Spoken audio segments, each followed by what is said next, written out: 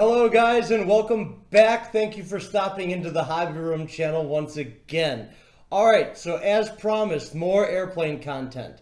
Well, I already gave you guys a sneak preview of this, the 1940 Carl Goldberg Sail Plane.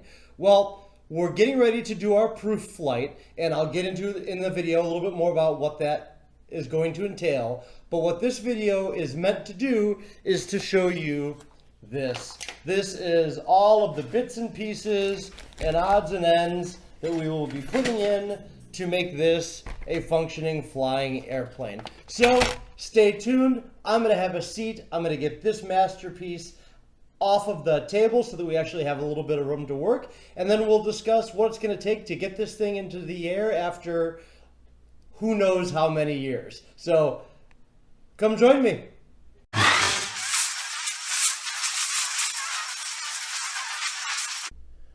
So here we are, ready to start the next phase of this 1940 Goldberg Sail Plane.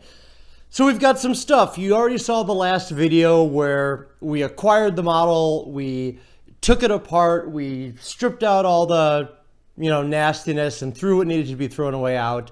In the interim, I've acquired the next batch of parts to go back into it to get our proof flight in.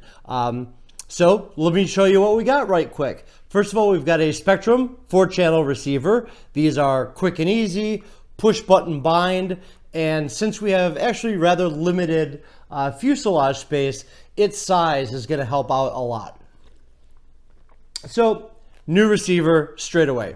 Next thing going in is a nice big battery.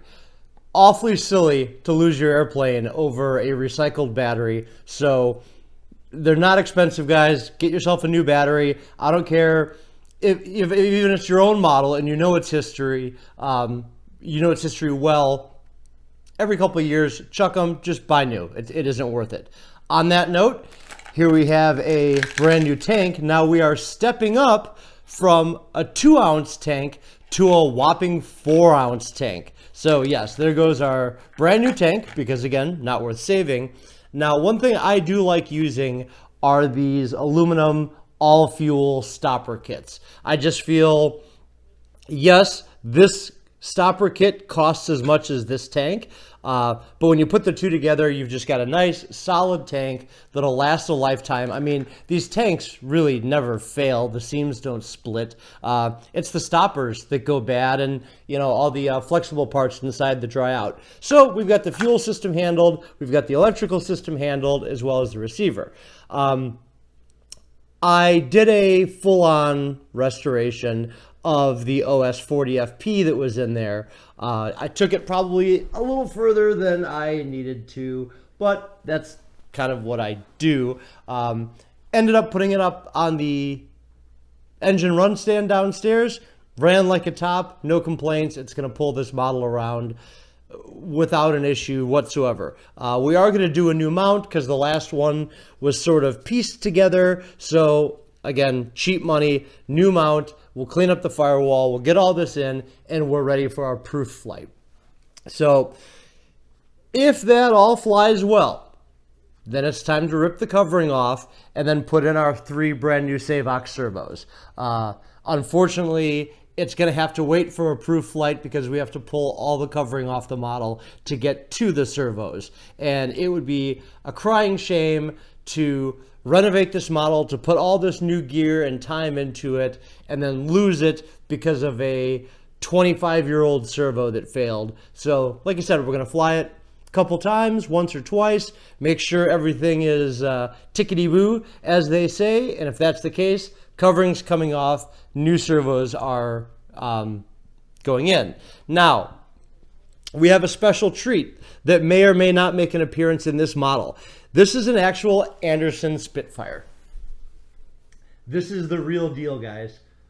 Now, I have a very good friend, or he's become a very good friend over a period of time here. You can find him on my Facebook, Alex Rivera. He is a collector of model airplane engines. And when I say collector, I mean that in the truest sense. He doesn't buy engines to sell them. He's not that guy who's, offering engines for sale and buying them up. That's not him. he purchases engines to put into his collection, which means that I do not own this engine. It may go into that airplane, but this will forever be Alex's engine. Now, I have a theory on the restoration of engines like this. I feel as though they're only original one time, and to go through and restore the hell out of this, yeah, we can make it look new out of the box, but you know, I kind of feel as though they're only original once. So I'll likely pull this apart, give it a good cleaning, get it running, and if all this lot worked and we've made it to this point, then we'll probably go ahead and put the Spitfire on the nose, as that is an era appropriate engine. The only thing that this engine is currently missing is a carburetor. Two things on that. If you or somebody you know has one, please contact me. I'll take it. Second thing is, not the end of the world. We can easily turn an adapter on the lathe and fit an OS carb. Not because an OS carb would do a better job. I'd prefer to have an Anderson carb on there, but you know, they don't exactly grow on trees anymore. So that is my nice short video on the next step in this process that is the 1940 Goldberg Sail Plane. Just to get the important stuff out of the way, like, subscribe, smash notification bells, tune in, thanks for watching, all that good stuff. Go do some RCing. Now, go. Do it.